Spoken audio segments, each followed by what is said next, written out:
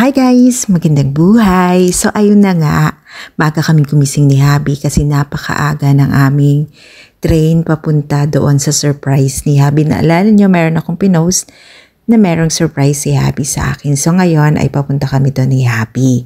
So isang weekend getaway ang surprise ni Habi sa akin. At ayan, nandito na nga kami sa may Central Train Station ng Bologna, Italy. At 7:45 ang aming train papunta sa surprise ni Habi sa Trento, Italy. So doon kami papunta guys. Bundok yon, malapit na sa Alps Mountain. So isa siyang malamig na area dahil napakainit ngayon. So naisip ni Habi na pumunta kami doon. And hindi pa ako nakakarating sa lugar na yon and lagi ko siyang kinukulit na gusto kong marating yung lugar na yon. Kaya eto yung surprise niya sa akin.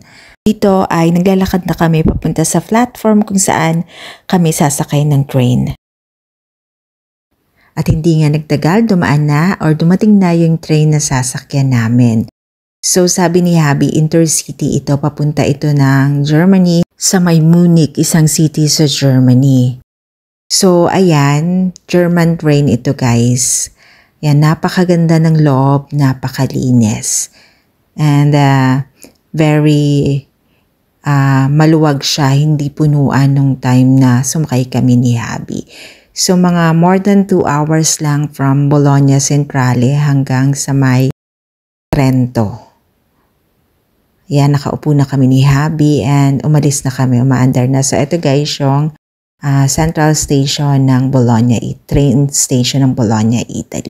So mabilis itong sinakyan naming train.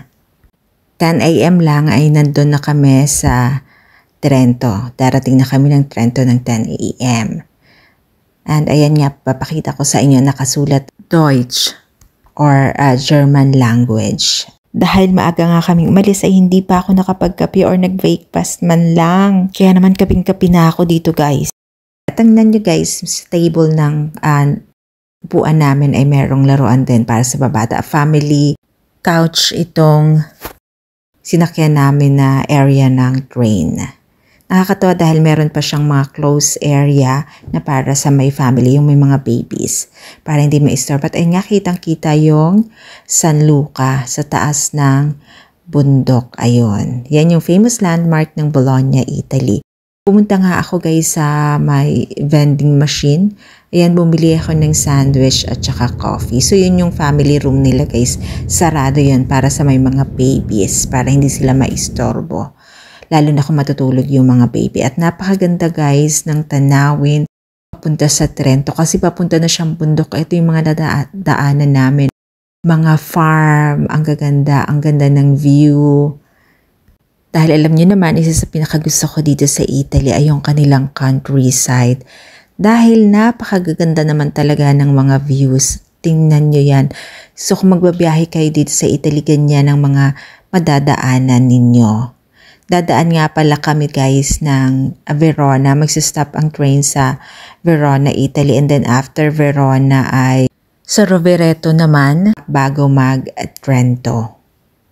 So ayan kami ni Habi. Kami lang dalawa dito sa upuan namin.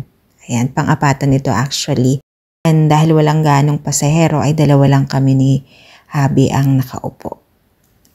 So dito nga ay dumating na kami sa station or central station, train station ng Verona. Nagbababa sila dito ng mga pasahero at magsasakay din ng mga pasahero papunta ng Munich. Dahil basa pa nga dyan guys yung buhok ko kasi nga naligo ako bago kami umalis ay iniladlad ko muna. Habang si Happy ay PC, tingin ko nagbubuk na naman siya para sa next surprise, weekend surprise. So ayan guys, habang ako ay aliw na aliw sa panonood ng mga nadadaanan naming napakagandang view. Karamihan guys ay winery na sa area na to. Papunta na ng Alps Mountain, ng Trento. Puro na yan guys, winery. Kaya kung mapapansin nyo, puro talaga mga grapes plantation yung mga nadadaanan namin. At ang gandang tingnan kasi ang pantay-pantay ng mga hilera nila. Tapos sa likod, ang background ay puro naman bundok. Yan guys, yung nakikita nyong matataas na bundok na yan, sa bandang likod pa yan ay hilera na ng Alps Mountain. Pagka taglamig or winter ay napakalamig sa area na yan. So ayun kami ni Habi nilalamig din, magkahawak kamay, diba? Pa-sweet lang. So ayan, dumating na kami ng Rovereto. So ito guys yung stop bago kami dumating ng Trento, Italy. So itong Rovereto na to guys ay belong na siya sa Trentino. Malapit na rin siya sa Alps Mountain.